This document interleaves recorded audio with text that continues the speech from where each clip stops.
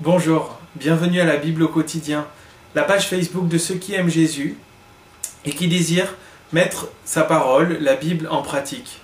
Encore une fois, bienvenue, puisse l'Éternel vous bénir. Merci à tous ceux qui envoient des messages et qui nous soutiennent. Merci à tous ceux qui prient pour nous. Merci à tous ceux qui désirent voir le Seigneur être révélé encore plus à travers ses Écritures. Je prie que ça vous nourrisse, que ça vous bénisse, que ça accomplisse l'œuvre sanctificatrice que l'Éternel désire faire en vous. Bienvenue. Nous finissons ce soir l'étude sur le chapitre 2 de l'Épître aux Hébreux. Et ce n'est pas la moindre. Nous allons lire les versets 17-18 afin d'établir la base pour notre étude. Je vous invite à tourner dans les pages de votre Bible avec moi et à trouver le second chapitre et les versets 17 à 18. En conséquence, il a dû être rendu semblable en toutes choses à ses frères, afin qu'il fût un souverain sacrificateur miséricordieux et fidèle dans le service de Dieu, pour faire l'expiation des péchés du peuple, car ayant été tenté lui-même dans ce qu'il a souffert, il peut secourir ceux qui sont tentés. C'est un passage qui est vraiment très riche, il nous dit beaucoup de choses. Il nous dit déjà que Jésus a été rendu semblable à nous-mêmes en toutes choses. Il nous dit que pour mieux s'apparenter à nous, pour mieux nous comprendre, pour mieux nous représenter devant Dieu, il a dû être rendu comme nous en toutes choses. Alors toutes choses, souvent on entend les prédicateurs dire quand la Bible dit tout, c'est tout, ou les pasteurs qui disent ce qui est écrit dans la Bible, c'est exactement ce qu'il faut comprendre. Et effectivement, je n'irai pas à l'encontre de ces choses-là, mais Jésus a été rendu semblable en toutes choses à nous. Ça veut dire qu'il a vécu tout ce qu'on a vécu. Ça veut dire qu'il a fait l'expérience de tout ce dont on a fait l'expérience. Toutes choses, sauf une en fait. Jésus n'a jamais péché. Jésus ne s'est jamais adonné au péché. Jésus n'a jamais succombé à la tentation. Certes, il a été tenté, mais il n'y a jamais succombé. Et c'est important de comprendre pour nous que Jésus n'a jamais péché.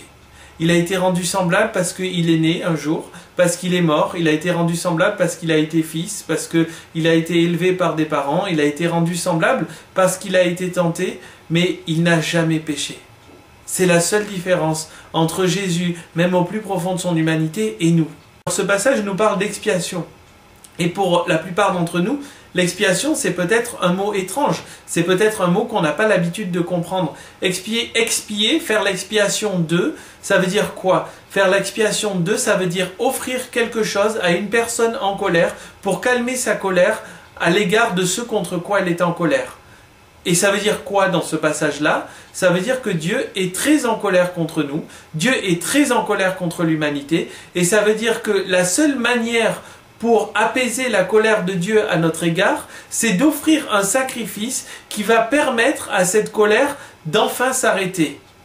Et la seule chose qui pouvait apaiser la colère de Dieu à notre égard, c'est que quelqu'un d'entièrement juste meure à la place des gens qui sont entièrement injustes. Et la Bible dit dans Corinthiens 5, 21, il a fait mourir à notre place le juste pour les injustes. Jésus qui n'a jamais péché est mort comme un pécheur afin que ceux qui sont pécheurs n'aient pas à mourir comme ils devraient l'être. Et ceci apaise la colère de Dieu. Le titre de l'étude aujourd'hui est « Les trois tentations du Christ ». Comprenons ce que la Bible dit, car il y a écrit dans ce verset 18, « Ayant été tenté lui-même dans ce qu'il a souffert ».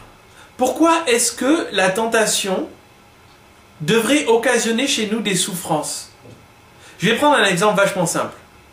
Tu prends un petit garçon ou une petite fille, tu l'amènes dans un supermarché, tu passes devant le rayon bonbons, et là, il voit les bonbons, et là il dit « Maman, je veux un bonbon! Maman, je veux un bonbon !» Et là, la maman ou le papa dit « Non, tu n'auras pas le bonbon aujourd'hui. » Regarde un peu le caprice que va faire cet enfant.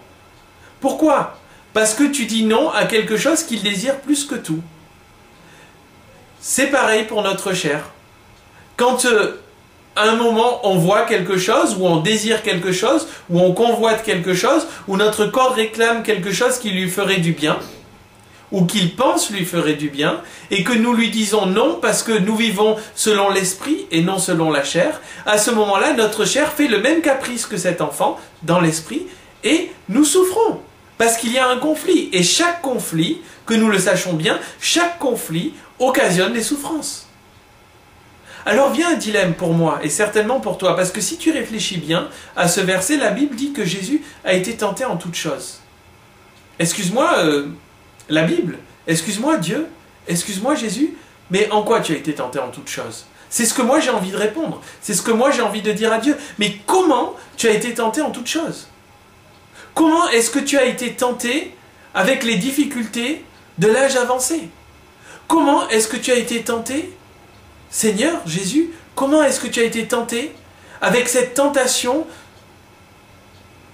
à laquelle je fais face lorsque je vois une femme à moitié dénudée sur Internet et qui a écrit « Cliquez là pour en voir plus ». Comment est-ce que tu as été tenté, Seigneur Jésus, dans une boîte de nuit lorsqu'une jolie fille t'accoste? Comment est-ce que tu as été tenté avec les tentations avec lesquelles sont tentées les lesbiennes? Comment est-ce que tu as été tenté, Seigneur, avec la tentation d'écraser tes collègues pour faire une carrière? Comment, Seigneur Jésus, aurais-tu pu avoir été tenté avec toutes ces choses? La réponse est pourtant claire dans la Bible. Et je vous ramène au jardin d'Éden. Je vous ramène au jardin d'Éden et je vous invite à retrouver Ève, seule, son mari s'étant éloigné, ou elle s'étant éloignée de son mari, faisant face au serpent.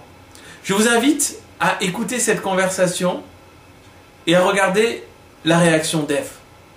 Et quand elle vit que le fruit était bon, convoitise de la chair, et qu'il était agréable à regarder, convoitise des yeux, et qu'il était propre à donner du discernement, orgueil de la vie. Car Jean le dit. Jean explique dans 1er Jean la conséquence ou le but de la tentation si on y succombe. Cette tentation nous sépare de l'amour du Père et nous sépare donc d'un héritage éternel.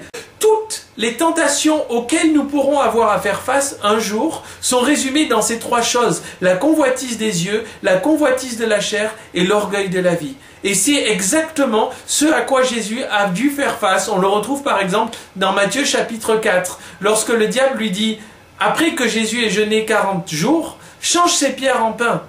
Convoitise de la chair. Ou quand il l'amène et qu'il lui fait voir tous les royaumes du monde et qu'il lui dit: si seulement tu m'adores. Et le mot pour adorer, c'est pour dire: si seulement tu te courbes un petit peu devant moi, je te donnerai tout ça. La convoitise des yeux, il a tout vu. Et maintenant qu'il l'a vu, la chair le pousse à désirer ce qu'il voit parce que c'est agréable.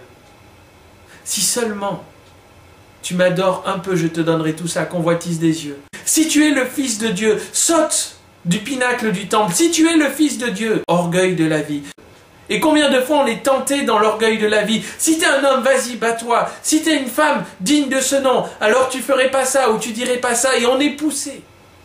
Mais le pire de toutes les tentations, et c'est pour ça que c'est celle avec laquelle le monde est attaqué maintenant, c'est l'orgueil de la vie, parce que c'est moins palpable, parce que c'est plus abstrait, et parce que c'est l'attaque du diable, au moins au XXIe siècle. Il nous attaque avec l'orgueil de la vie, il nous attaque avec le désir d'obtenir du pouvoir et des richesses qui nous donnent le contrôle, qui satisfassent l'intérieur, l'homme intérieur, notre chair.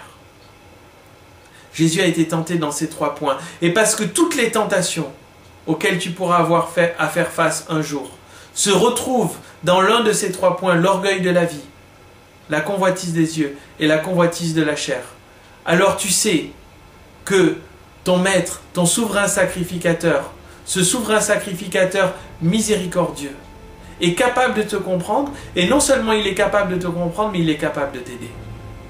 Et c'est pour ça aussi que Dieu te permet de traverser des moments difficiles, et que l'Évangile ne dit pas que si tu crois en Jésus-Christ, tout ira bien pour toi, et que tu n'auras jamais de difficultés. Non, l'Évangile dit que ceux qui désirent vivre pieusement en Christ Jésus seront persécutés. L'Évangile dit: bénis vous serez lorsqu'on vous persécutera à cause de mon nom. Et oui, on aura des difficultés, et Dieu l'a permis pour Job, et il le permettra pour nous. Que nous ayons des difficultés, afin que quoi? Comme Jésus, puisque nous sommes une nation de sacrificateurs, nous puissions aussi compatir, comme notre souverain sacrificateur, avec ceux qui traversent des difficultés. Comment pourras-tu aider une sœur qui a fait une fausse couche si ça ne t'est pas arrivé, ou si tu n'as pas déjà fait l'expérience de perdre quelque chose qui était cher? Comment pourras-tu aider un frère qui se retrouve au chômage si Dieu n'a pas un jour permis dans ta croissance chrétienne que tu te retrouves au chômage injustement? Comment pourras-tu aider ceux qui sont persécutés si tu ne l'as jamais été toi-même? Et Jésus a tout souffert pour pouvoir nous aider et pour, quand il présente à notre égard un sacrifice devant Dieu, totalement apaiser sa colère. Les 3 tentations du Christ englobent l'intégralité des tentations et des difficultés auxquelles tu pourras faire face.